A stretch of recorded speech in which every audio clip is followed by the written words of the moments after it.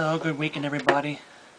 JD79 here. I'm talking about and a little bit of talk about what's been going on here. First of all, my reactions to the... See, we're talking about first we're going to be talking about gas prices this morning, tonight here. What's your gas price? I mean, how much are you paying for a gallon of gasoline? Like, what's the, how much does yours cost here? Because, I mean, right now where I live it's $3.50 a gallon. And it's like getting so ridiculous. Just 1 week ago, it was like $3.20 something a gallon. It's 1 week, it's gone like 25 cents. It's gone up to a quarter gallon. Oil is right now surpassing $100 a barrel, and I hate to say this, but it's just gonna go way up on towards the summer. And other news. But anyway, on the other news, Killzone 3. Just got that recently at Best Buy. Just picked that up this morning. The PlayStation Move and the navigation. As you know, it has Move compatibility. I just haven't got to it yet. I'm still trying to learn how some stuff on Little Big Planet 2. Trying to learn how to use a controlinator to control a non-Sackbot creature that, it has the brains. I tried to use a controlinator in the brain, but it just wound up killing it. I even tried to use the analog stick on the brain. You press right, the creature dies, instead of supposed to move them to the right. It's like, oh, frustrating like this here.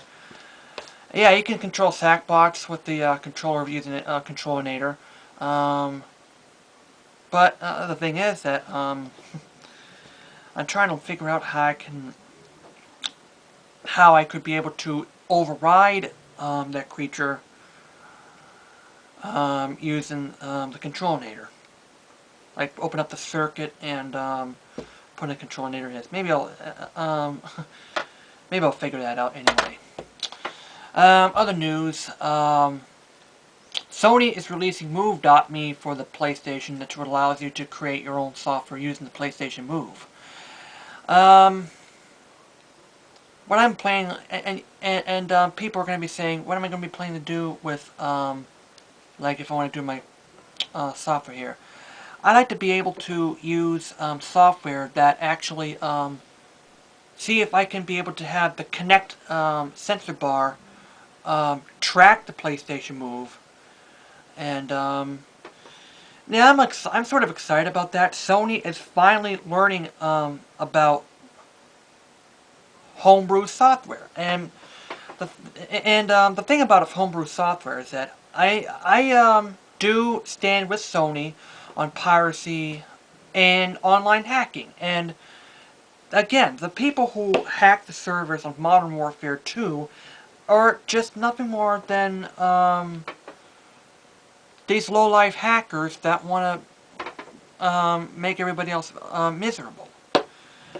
I mean, it seems fun to you, but the thing is that you are affecting other people.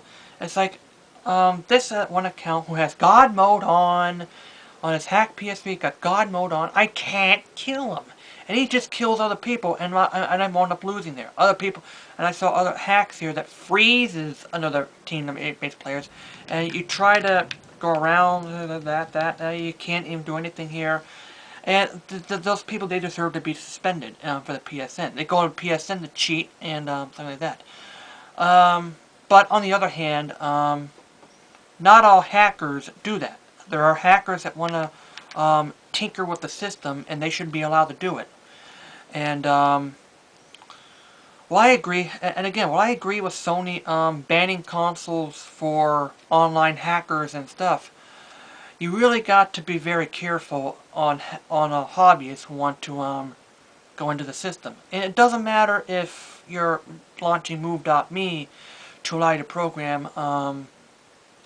You, I mean, you shouldn't be going after people who tinker with the system and hack the system for benign purposes, something that's other than piracy and online cheating, online hacking, and especially for those who just want to take advantage of this new hack that allows you to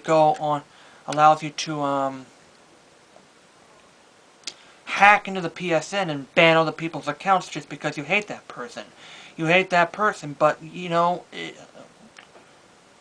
just don't pay attention to them. There's gonna be a blocking feature. Block them, but don't go all the way in on them and hack into the system and ban them off the PSN. And you hate them or not, it's just like banning someone else's PS accounts because you hate that person on YouTube. And it's wrong to do it. And if you don't like his things that I've had on Little Big Planet 2, I had levels that I played that suck, but I just don't ban them. And that's what I have to say about that. But anyways, I'm excited about the Move.me product, and I'm also excited about the K'NEX SDK thing. The only thing downside about the Move.me is you need to buy a PS3 to tinker with your PlayStation Move. The fact that I'm excited about, at the same time, there are already drivers that are available. Motion and Joy drivers that are available to download to your PC that you can fiddle around with the PlayStation Move. There's already people that are working on that situation right now. But anyways, that's that. Now we're going to be going on to the state of gaming and what could be the future here. Right now, you guys are buying, going up to a store and buying a game from the store. But with recently the Little Big Planet 2, my product is to create a the program I like to create is a cloud-based gaming along with gaming. It's combines gaming 2.0 of cloud-based gaming, and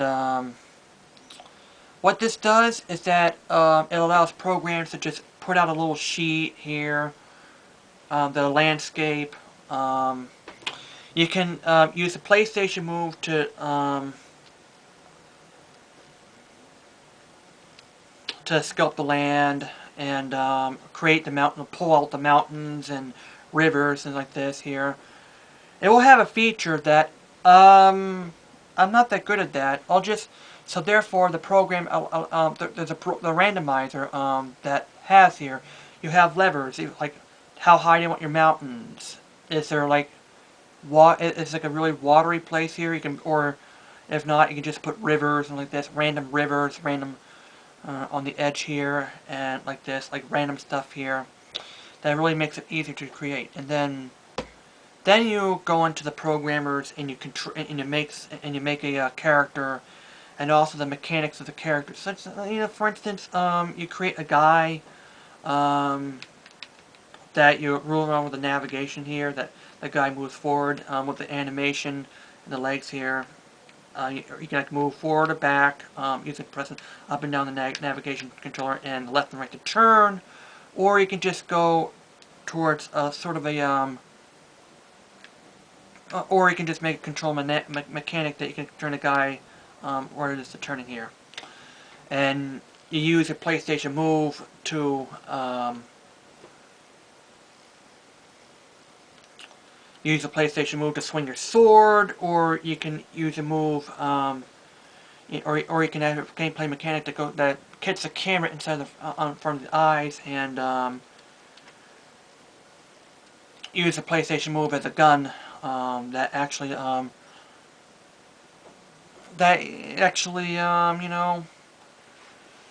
sort of similar to like SOCOM 4, Killzone 3, use your PlayStation Move to point the screen, as a gun and to do it.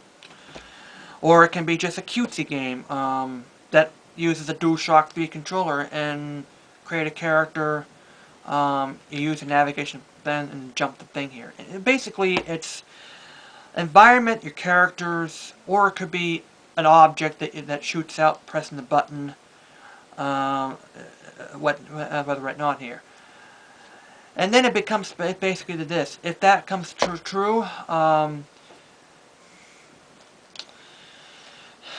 and then you put it to the cloud computer where the people can also play it and use it, and they can actually add stuff to what you create, and also you can create a game.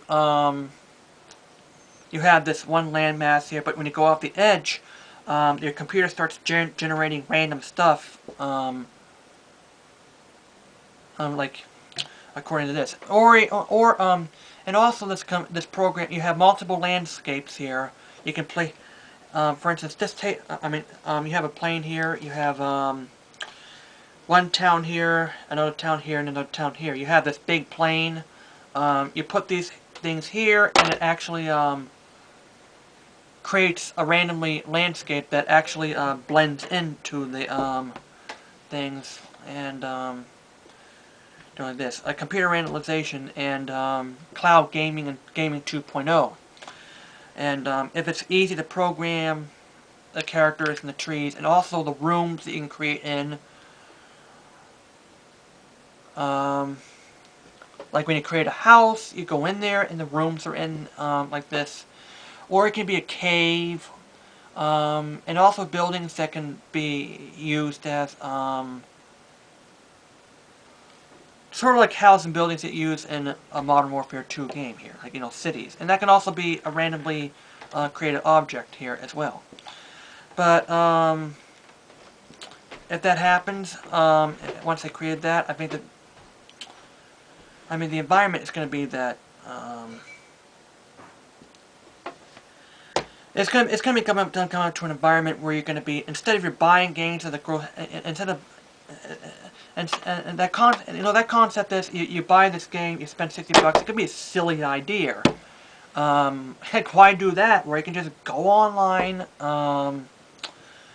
download other people's creations, the person who created on hobby, and download people who can share. I got this thing, I want to remix it. And like this, and you can do it for very low cost and like this. And I think about 5 years from now, you won't be buying games, renting games, or even playing demos. You're going to be creating and sharing game and game components. And the things you'll be buying, Activision, is not games but characters.